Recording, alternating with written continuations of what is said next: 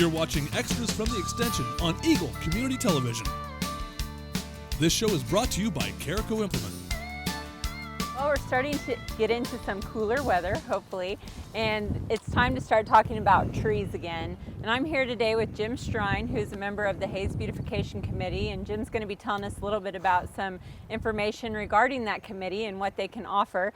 And we're going to talk just a little bit about tree planting and the proper methods, how to have some good success. We have trees that certainly will do well here, and there are trees that will not do so well here. So we're going to talk a little bit about that. And you know, really, Holly, that's the key to get a successful tree, getting the right tree in the right place. Right. If you can do that, you can probably eliminate, 75% of the potential problems down the road. I definitely agree with that. The right tree, the right species for our area of the state is critical to have good success. And to go along with that, you know, you can have the right tree, but if you plant it improperly, you're going to have problems. And so we're going to talk about how to plant a tree properly.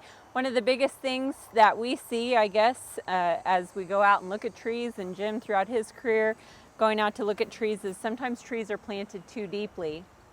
And so when you find a tree at the nursery, you want to find what's called the root flare. And so the root flare is just down at the base of the tree where it has that natural flare. If you see trees in nature, a lot of times they'll have that natural flare down at the base. That's simply where that root system and trunk meet.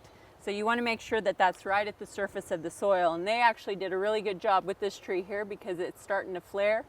You can see that natural swelling right there. That's where the root system begins, and that's right there at the surface of the soil. That area of the tree is critical for oxygen exchange, and so that's why we need to have that there. Holly, some people are under the misconception that if you plant the trees deep, it will force the root system down looking for water.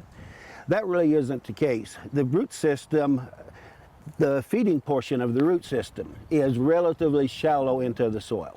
Yes, they don't go down deep for water. They do go down deep to anchoring. But for water and nutrients, and like you said, oxygen exchange, it's critical to get the tree planted at the proper depth.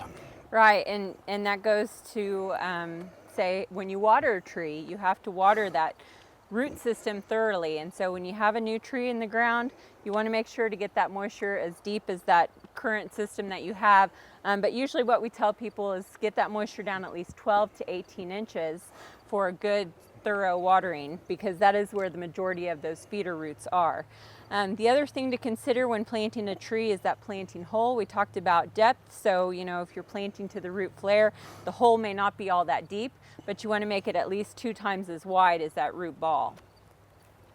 The other thing to think about is mulch. Once you get that tree planted, this one's a little lacking in mulch, but it still has quite a bit of organic mulch there. You want to put about 2 to 4 inches of organic mulch, at least a foot or two out from the trunk of that tree to help reduce your moisture loss and keep the weeds down and just keep that soil temperature moderated for that. Jim, do you want to talk about the staking? About staking. A lot of publications say you only need to stake trees if they're planted in a windy location. Well, out here in this part of Kansas, that's about any location. So it is important to stake trees. Now, when you stake a tree, the purpose of staking a tree is not to, you want the top to move into the wind, but you don't want the root system to move. So if you're staking a tree, you want to stake it down low. And usually after the first growing season, that stake can be removed. And during the first growing season, whatever you used to around the tree here, make sure that the tree is not growing into it. So staking is critical, but a lot of times people overstake. I think they're afraid that the tree is going to get up in the middle of the night and run away from them. So they make sure that it's staked down and it can't move. But you do want the top to move. That makes a stronger stem. One other tip, I guess, that I might mention, and especially if you're living in the country, and that's to protect the tree from animal damage. Deer especially like to rub on trees and gnaw on the branches, and so sometimes actually putting a cage around the tree will help with that. Also, you might want to protect the base of the trunk from rabbits during the winter months. Do you have anything to add about about animal control? No, them are the damage? two main things to be concerned about. And like you said, a wire cage around a tree if people have got deer hanging around their farmsteads, even around the edges of town here. So it would be good.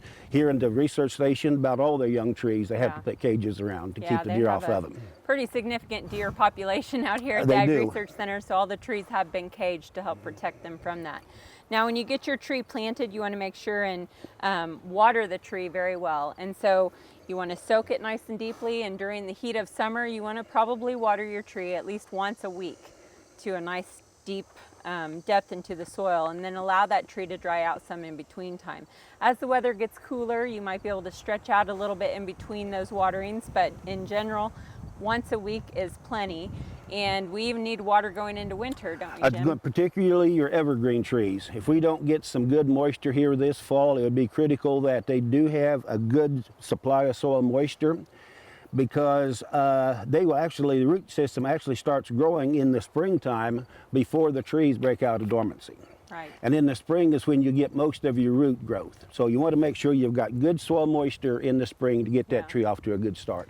Yeah, things are pretty dry around the area, so it is critical to give them some good moisture.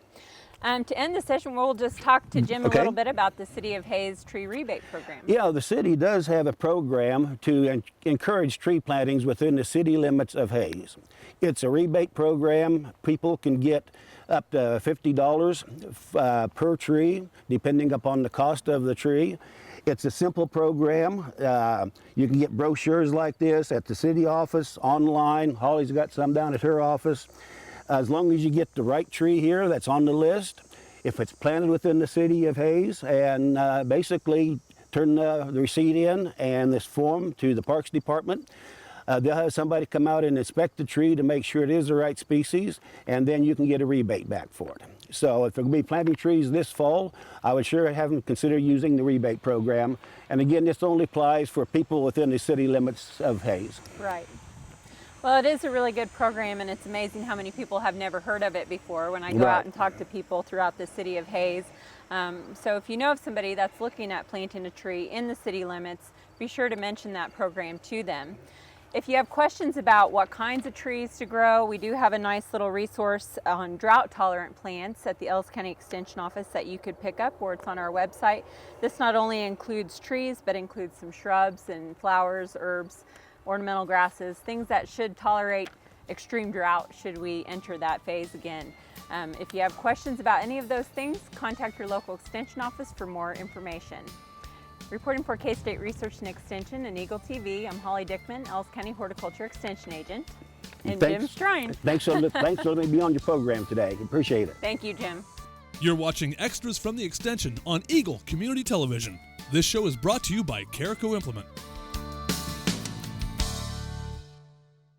Spring is here, and that means it's time to come out and visit Carico Implement in Hayes, Kansas for all your lawn care needs. We stock and sell the full line of John Deere riding lawn equipment, along with Honda walk-behind mowers and generators. We also offer the full lineup of steel power products. If your project requires even more muscle, check out our full lineup of John Deere compact tractors and skid loaders. And don't forget, we have the parts and services to keep you up and running all spring long. So whatever your spring lawn care and maintenance needs are, come on out to Carico Implement for a solution that fits.